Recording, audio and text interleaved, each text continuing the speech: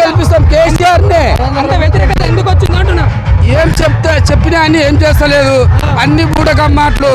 వాళ్ళ సొంతం వాడుకుంటుండ్రు, సొంతంకి అన్నదమ్ములు. ఇక్కడ మొత్తం ఇది ఉంది, బాగాలేదు మాకు బాగాలేదు. రైతు బంధు అన్నారు, రైతు అవి ఇస్తాం అవి ఇస్తామన్నారు, ఏం లేవు. కళ్యాణ లక్ష్మి అండ్రి సార్ ఇస్తుండే, అవి లేవు ఇవి లేవు, ఏమి లేవు సార్, ఏమీ లేవు. మొత్తం బంద్ అయినాయి. వద్దే వద్దు మాకు, ఇది ఈ పాలనే వద్దు, ఆ ఫామ్ హౌస్ పాలనే బాగుంది. రేవంత్ రెడ్డి ఇక్కడ నుండి గెలిచాడు కదా, మీరు రేవంత్ రెడ్డి కదా అంటున్నా. మా రేవంత్ రెడ్డి వాడు సర్పంచ్ వారి మెంబర్ గెలవమని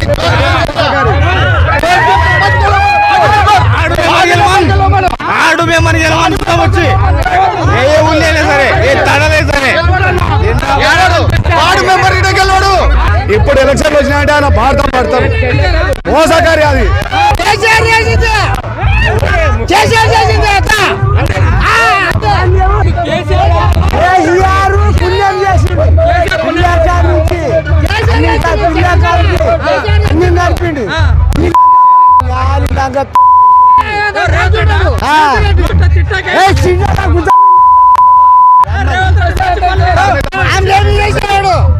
ఏం చేసినాడు?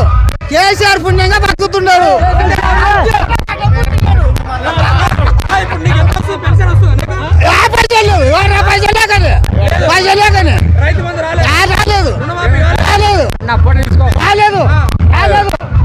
రుణమాఫీ లేదు, రైతు లేదు, ఏమేం చేయలేడు.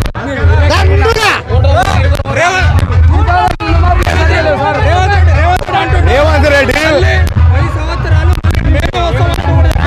అది పొడిచి పొట్టలు కాదు, తుండి తున్నపోతు కాదు. రాజీనామా చేసి బై ఎలక్షన్ పెట్టమను, ఇప్పుడు కేసీఆర్ గెలుస్తాడు అంతే పక్క.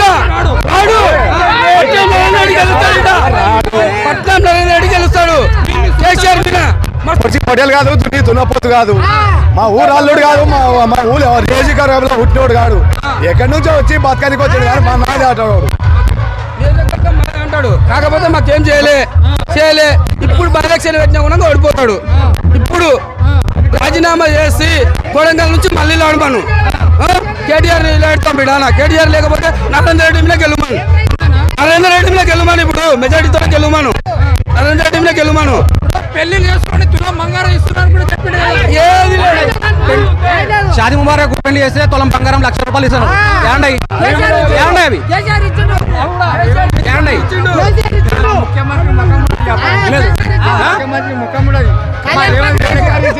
సరిగా అమలు చేస్తలేడు వాడు పడిపా.